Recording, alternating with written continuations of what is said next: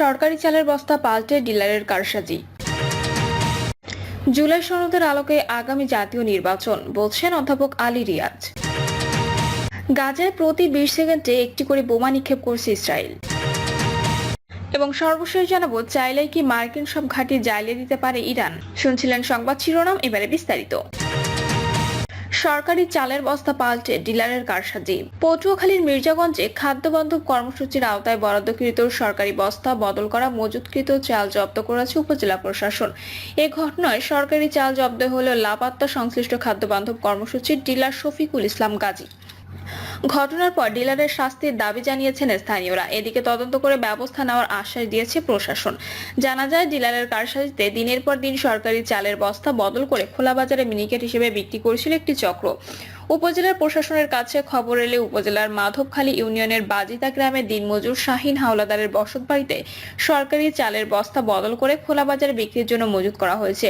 এর সংবাদে উপজেলা প্রশাসন ঘটনাস্থলে পৌঁছলে 50 কেজি ওজনের 10 বস্তা চাল ওই দিনমজুরের ঘরে পাওয়া যায়। এত চাল একসঙ্গে তার ঘরে কিভাবে? জানতে চাইলে শাহিনের স্ত্রী শেফালী বেগম প্রশাসনকে বলেন, ওই চাল সংশ্লিষ্ট খাদ্যবান্ধব কর্মসূচির ডিলার শফিক গাজী তাদের বাসায় বিক্রির উদ্দেশ্যে মজুত করেছেন। এর সঙ্গে তাদের কোনো সংশ্লিষ্টতা নেই। সংশ্লিষ্ট সাবেক ইউপি সদস্য সত্তার হাওলাদার বলেন, মার্চ মাসে বরাদ্দকৃত চাল মজুত করা থাকলেও অনেক সুবিধাভোগী কার্ড নিয়ে এসে ফেরত চলে গেছেন। তারা চাল পাননি, অথচ ওই চাল গত রমজানে বিতরণ করার কথা ছিল, কিন্তু বিক্রির জন্য ডিলার মজুত করেছেন। আমরা স্থানীয়রা এই ঘটনার সঙ্গে সম্পৃক্ততার আইনের আওতায় আনার জোর দাবি জানাচ্ছি। সংশ্লিষ্ট ডিলার ফোনালাপে এ বিষয়ে কথা বলতে অস্বীকৃতি জানান। জুলাই সনদের আলোকেই আগামী জাতীয় নির্বাচন, বলছেন অধ্যাপক আলী রিয়াজ। রাজনৈতিক দল ও জনমতের ভিত্তিতে জাতীয় ঐক্যমত্য কমিশন যে জুলাই সনদ প্রকাশ করবে, তার আলোকে আগামী জাতীয় সংসদ নির্বাচন হবে বলে জানিয়েছেন জাতীয় ঐক্যমত্য কমিশনের সহসভাপতি অধ্যাপক আলী রিয়াজ। তিনি বলেন, স্বাধীনতা উত্তরকালে এই প্রথমবারের মতো আমরা রাষ্ট্র সংস্কারের ক্ষেত্রে সবার অংশগ্রহণের একটি পথ পদ্ধতি তৈরি করেছি। এটা সম্ভব হয়েছে এই দেশের গণমানুষের সংগ্রামের কারণে। গতকাল জাতীয় সংসদের এলডি হলে নাগরিক ঐক্যের সঙ্গে সংলাপের শুরুতে এসব কথা বলেন তিনি। অধ্যাপক আলী রিয়াজ বলেন, এই সংলাপের মধ্য দিয়ে আমরা একটি জায়গায় দাঁড়াতে পারবো, যেখানে আমরা একটি জাতীয় সনদ তৈরি করতে পারবো। জাতীয় ঐক্যমত্য কমিশনের মেয়াদ আগামী 14 জুলাই পর্যন্ত। এর সময়ের মধ্যে কাজ সম্পন্ন করতে চাই।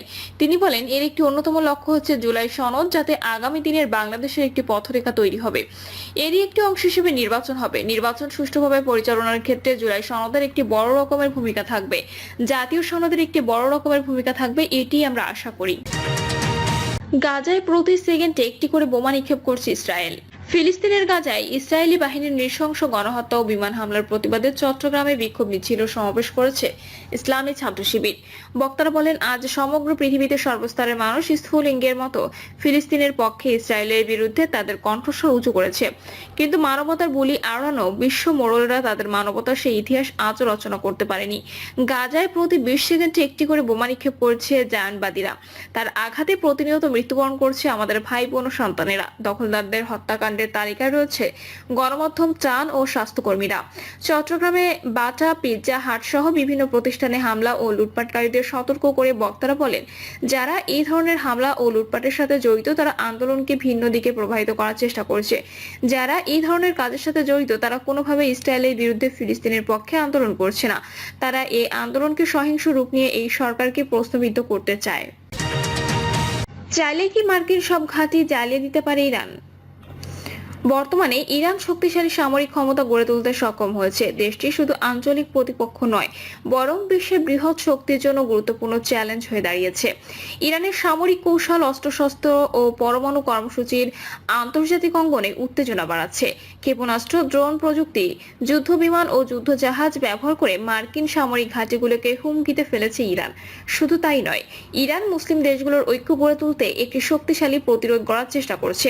ইরান সামরিক উন্নতির জন্য দীর্ঘদিন ধরে ক্ষেপণাস্ত্র প্রযুক্তি ও ড্রোন প্রযুক্তিতে গুরুত্ব দিয়েছে। ইরানের শাহেদ কামিকাজে ড্রোন এবং খোররাম ক্ষেপণাস্ত্রের ক্ষমতা অত্যন্ত শক্তিশালী।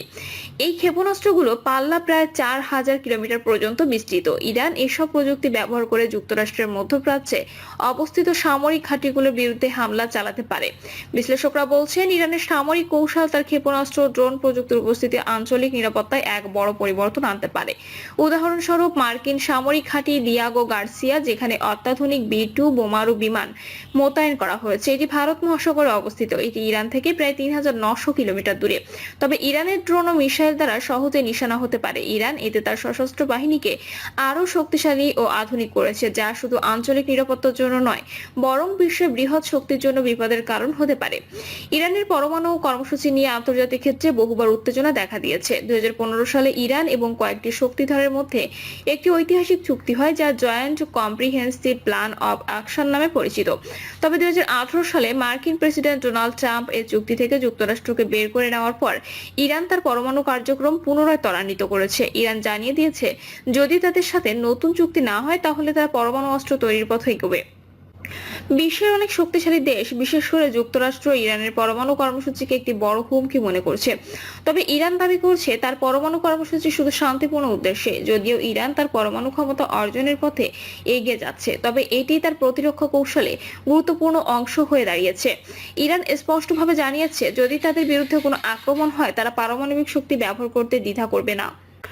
বর্তমানে ইরান ও যুক্তরাষ্ট্রের মধ্যে উত্তেজনা খুবই তুঙ্গে। মার্কিন প্রেসিডেন্ট ডোনাল্ড ট্রাম্প এবং তার প্রতিরক্ষা মন্ত্রী পিট হ্যাগসেথ ইরানের বিরুদ্ধে সামরিক অবস্থান আরো শক্তিশালী করার চেষ্টা করছে। এর মধ্যে মার্কিন বিমান বাহিনী ভারত মহাসাগরে অত্যাধুনিক B2 বিমারু বিমান সহ অন্যান্য যুদ্ধ বিমান পাঠিয়েছে। এই বিমানগুলো দিয়াগো গার্সিয়া দ্বীপে পার্ক করা হয়েছে। এর মাধ্যমে মার্কিন বাহিনী ইরানকে একটি কঠিন সামরিক বার্তা দিয়েছে। তবে ইরানও পিছিয়ে নেই। মার্কিন ঘাঁটিগুলোর জন্য ইরান ভয়ঙ্কর ক্ষেপণাস্ত্র ও ড্রোন প্রস্তুত রেখেছে। বিশেষ করে শাহেদ কামিকাজে ড্রোন ও খোররাম ক্ষেপণাস্ত্রের মাধ্যমে মার্কিন ঘাঁটিগুলোকে লক্ষ্যবস্তুতে পরিণত করা সম্ভব। ওই অত্যাধুনিক প্রযুক্তির মাধ্যমে ইরান প্রতিপক্ষের উপর আক্রমণ করার জন্য প্রস্তুত রয়েছে। ইরান সামরিক ক্ষমতা বৃদ্ধি করার পাশাপাশি মুসলিম দেশগুলোর মধ্যে ঐক্য প্রতিষ্ঠার জন্য কাজ করছে।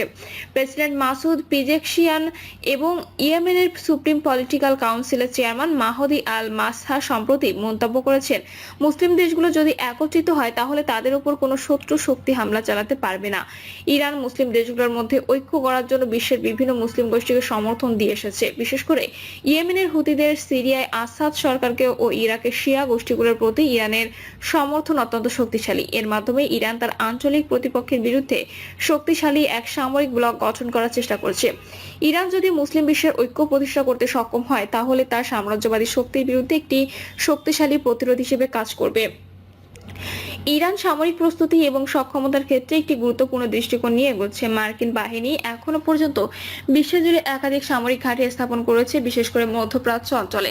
কাতার, বাহরাইন, সৌদি আরব, সংযুক্ত আরব আমিরাত ও ইরাকের বিভিন্ন সামরিক ঘাঁটিগুলো ইরানের লক্ষ্য হয়ে উঠতে পারে। এই ঘাঁটিগুলোর মধ্যে কাতারের আল উদাইদ এয়ারবেস, বাহরাইনের সামরিক ঘাঁটি এবং সংযুক্ত আরব আমিরাতের আল দাফরা বিমান ঘাঁটি উল্লেখযোগ্য।